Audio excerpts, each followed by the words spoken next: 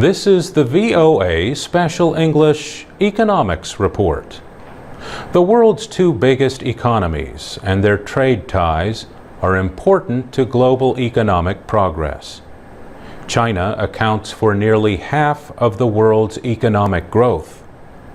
Last year, trade between the United States and China was worth more than $500 billion. The two nations share many interests, but they also differ on many, including trade issues. American and Chinese policy experts have worked to study and improve relations between the trading partners. Recently, former Treasury Secretary Henry Paulson spoke in Washington about his report on a possible new direction in U.S.-China relations. Former National Security Advisor Steve Hadley joined the discussion. Both men served in the administration of President George W. Bush. The slowdown in China's economy was the first issue they discussed. Members of the Chinese news media also attended. Chinese officials reported last month that the economy grew at a rate of 7.6% from April to June.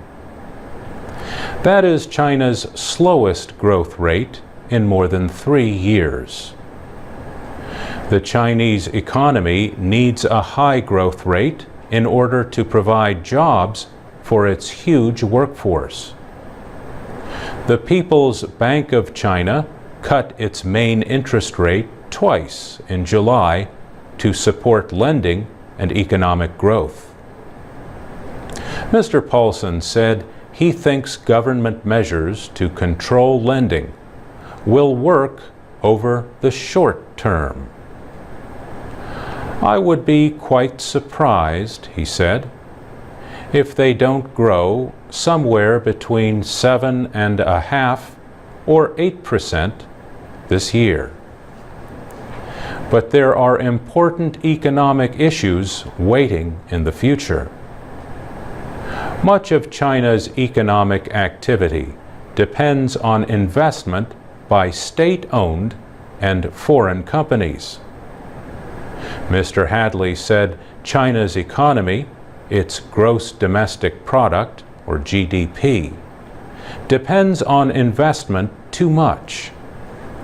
He said almost 47.8% of the GDP is investment. Consumption is only 33%. And one of the things Hank calls for in his paper is they need to move from investment-based economic growth to consumption-based economic growth. Consumer or personal spending accounts for about 2/3 of the economy in the United States.